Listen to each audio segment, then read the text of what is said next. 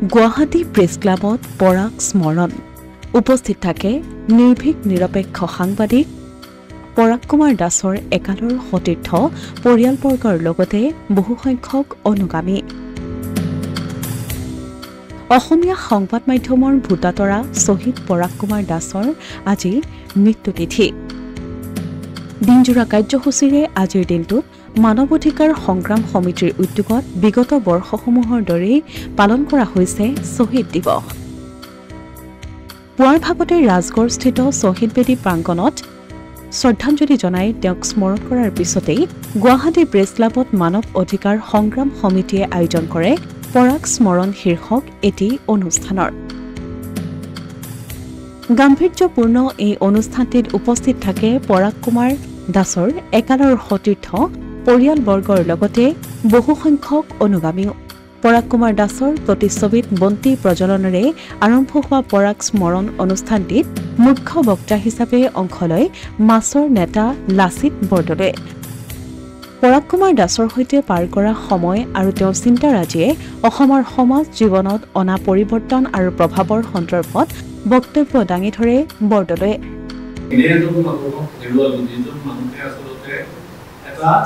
অসমখন এটা সম্পূৰ্ণ নতুন ৰূপত চাবলৈ এটা সপোন দেখিছিল। কেৱল সপোন দেখি পেলাই আমাৰ বহুতৰ দৰে আমি ঘৰতে বহি থকা নাছিল। তেখেতে পৰিকল্পনা আৰম্ভ কৰিছিলে, কাম কৰা আৰম্ভ কৰিছিলে।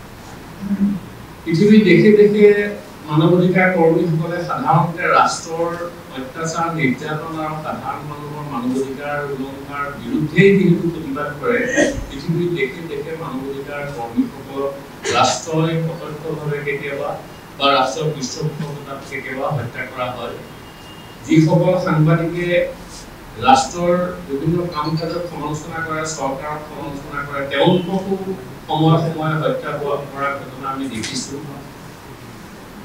কিন্তু পৰাগ দাক হত্যা কৰাৰ পিছত যি ধৰণৰ সমগ্ৰ ৰাজ্যত অবিৰতভাৱে ব্যাপক প্ৰতিবাদ আমি দেখিলোঁ, তেনেকুৱা প্ৰতিবাদ কিন্তু পৃথিৱীৰ কোনো মানৱ অধিকাৰ কৰ্মী বা কোনো সাংবাদিকৰ হত্যাৰ বিৰুদ্ধে হোৱা আমি কেতিয়াও প্ৰত্যক্ষ কৰা নাই।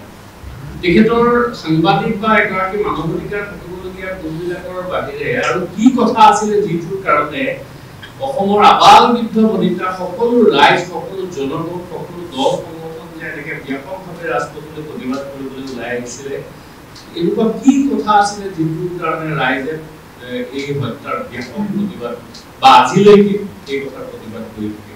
মই ভাবোঁ যে পৰাগ দাৰ সেই সময়ৰ কিছুদিনৰ আমি যথেষ্ট কম দিন অসমৰ মানুহে পৰাগ দাক পালে, কিন্তু সেই কম দিনত তেখেতৰ যদি চিন্তাৰ কাৰ্যখিনি কোনোবাই পৰ্যালোচনা কৰে তেতিয়াহ'লে বুজি পাব যে আচলতে সমগ্ৰ অসমৰ মানুহে কি কথাৰ বাবে এনেদৰে হিয়া ধাকুৰি কান্দিছিলে পৰাগ দাৰ মৃত্যুত, ৰাজপথলৈ ওলাই আহিছে আৰু ব্যাপক প্ৰতিবাদ কৰিছিলে, বা আজিও যে পৰাগ দাৰ চিন্তা প্ৰাসংগিক হৈ আছে, এই কি কথাৰ কাৰণে হৈছিলে তেখেতৰ কাম আৰু চিন্তাখিনি দেখিলে আমি গম পাওঁ। আনফালে পৰাগ কুমাৰ দাসৰ সহধৰ্মিনী পূৰবী দাস, ভাতৃ পল্লৱ দাস আৰু মাছৰ সমূহ কেন্দ্ৰীয় বিষয়ববীয়াই অংশ লোৱা এই অনুষ্ঠানটিত বহুজনেই বক্তব্য ৰাখে। সকলোৱে নিজৰ বক্তব্যত পৰাগ কুমাৰ দাসৰ সান্নিধ্য আৰু তেওঁৰ সমাজমুখী চিন্তাধাৰাৰ ওপৰত আলোকপাত কৰে। আত্মনিয়ন্ত্ৰণৰ অধিকাৰ প্ৰতিষ্ঠাৰ যে আন্দোলন, এই আন্দোলনখনক ন্যায্য প্ৰদান কৰাৰ বাবে আমি প্ৰতিজন ব্যক্তিকে তেখেতে যে আদৰ্শৰে আগুৱাই নিয়াৰ যি প্ৰচেষ্টা লৈছিলে, সেই প্ৰচেষ্টাত আকৌ এবাৰ স্মৰণ কৰি তেখেতৰ যি অসমীয়া জাতিৰ কাৰণে দিয়া বলিদান, সেই বলিদানক যাতে আমি অথলে যাবলৈ নিদিওঁ, আমি পুনৰবাৰ মানৱ অধিকাৰ সংগ্ৰাম সমিতিৰ সন্মানীয় সতীৰ্থসকলে আমি ঐক্যবদ্ধতাৰে এবাৰ আন্দোলন কৰাৰ যি পোষকতা, আন্তৰিকতা আৰু আমাৰ যি ঐক্যবদ্ধতা, এই ঐক্যবদ্ধতাৰে যাতে আমি তেখেতৰ সপোনক আমি বাস্তৱ ৰূপ দিব পাৰোঁ, তেখেতৰ চিন্তাক যাতে আমি আমাৰ অসমীয়া সমাজ ব্যৱস্থাত আগুৱাই নিব পাৰোঁ, আমাৰ উঠি অহা প্ৰজন্মৰ মাজত পৰাগ কুমাৰ দাসদেৱৰ যি চিন্তা চেতনা, যি অসমীয়া জাতিৰ প্ৰতি থকা তেখেতৰ দায়বদ্ধতা, এই দায়বদ্ধতাক যাতে আমাৰ যুৱচামৰ মাজত আমি লৈ যাব পাৰোঁ আৰু যুৱচামক যাতে আমি তেখেতৰ দায়বদ্ধতা আমি সমাজ জীৱনলৈ আগুৱাই নিব পাৰোঁ, তাৰ আমি এটা পোষকতা কৰোঁ। আৰু এই পোষকতাৰ মানসেৰে আমি প্ৰতি বছৰে 17 তাৰিখটো শ্বহীদ দিৱস হিচাপে পালন কৰি আহিছোঁ। বিভিন্ন অনুষ্ঠানৰ দ্বাৰা তেওঁ মানুহৰ মাজত জীয়াই ৰাখিবলৈ প্ৰয়াস কৰিছিল। সেইটো কাৰণে আমাৰ পৰিয়ালৰ আটাইৰে তেখেতসকলৰ ওচৰত কৃতজ্ঞতা জনাইছোঁ আৰু আজি এই স্মৰণ অনুষ্ঠানত বিভিন্ন বক্তাসকলৰ পৰা তেওঁৰ বিষয়ে আৰু তাৰ লগতে তেওঁলোকে কেনেকৈ এওঁৰ আদৰ্শখিনি আগবঢ়াই নিব তাৰ বিষয়ে প্ৰচেষ্টা চলাইছে এই বিষয়ে জানিবলৈ আমি আগ্ৰহী হৈ ৰৈছোঁ। এইখিনিতে কৈ মই বক্তব্যখিনি সামৰিছোঁ। পৰাগ স্মৰণ অনুষ্ঠানটিত কেৱল মাত্ৰ পৰাগ কুমাৰ দাসৰ চিন্তাধাৰাৰ ওপৰতেই নহয়, তেওঁ সাহিত্য চৰ্চাৰ ওপৰতো আলোচনা কৰা হয়। আগন্তুক সময়ত তেওঁৰ গ্ৰন্থ আৰু সাহিত্যসমূহক লৈ গৱেষণাৰ পৰিকল্পনা কৰাৰ কথাও বক্তাসকলে উল্লেখ কৰে। পৰাগ কুমাৰ দাসক সোঁৱৰণ কৰি একালৰ সাংবাদিক মেহদী আলম বৰাই কয়, যিসমূহত মানুহে ডাঙৰ ডাঙৰ চাকৰি বিচাৰি ফুৰে সেই সময়ত পৰাগ দাসে ডাঙৰ চাকৰি এৰি সাংবাদিকতা কৰিবলৈ ঘৰলৈ ঘূৰি আহিছে অসমত। গতিকে তেখেতৰ যিটো দেশ আৰু জাতিৰ প্ৰতি দায়বদ্ধতা, সেই দায়বদ্ধতাক যি ধৰণে মূল্যাংকন কৰিব লগা প্ৰয়োজন আছিলে সেই মূল্যায়ন আজিও কৰা হোৱা নাই। পৰাগ দাসৰ ব্যতিক্ৰমী ধ্যান ধাৰণাৰ বাবেই আমি দেখিছিলোঁ যে প্ৰতিদিন কাকতৰ আৰম্ভণিৰে পৰা বিশিষ্ট সাংবাদিক অজিত কুমাৰ ভূঞা আৰু পৰাগ দাসে মিলি অসমৰ সংবাদ জগতত এটা যিটো প্ৰচলিত ধাৰা, সেই প্ৰচলিত ধাৰাৰ বিপৰীতে গৈ তেখেতসকলে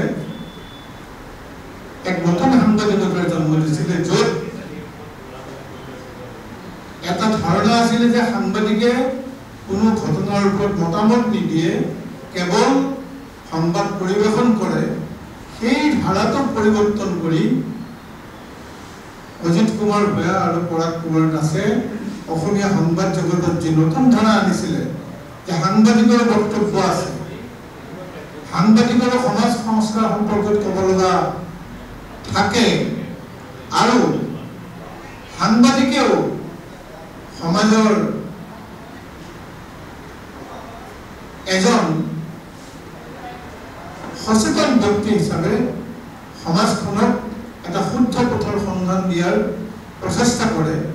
এই কথাটো পৰাগ দাস আৰু অজিত কুমাৰ ভূঞা ডাঙৰীয়াৰ সাংবাদিকতাই অসমৰ সংবাদ জগতত দেখুৱাই দিছিল, যাৰ বাবে আমি অসমৰ সংবাদ জগতৰ বিষয়ে আলোচনা কৰিব গ'লে কিন্তু এই কথাটো সদায় উল্লেখ কৰি যাব লাগে যে অসমৰ সংবাদ জগতক পৰাগ কুমাৰ দাস আৰু অজিত কুমাৰ ভূঞাই এক নতুন মাত্ৰা প্ৰদান কৰি থৈ গ'ল।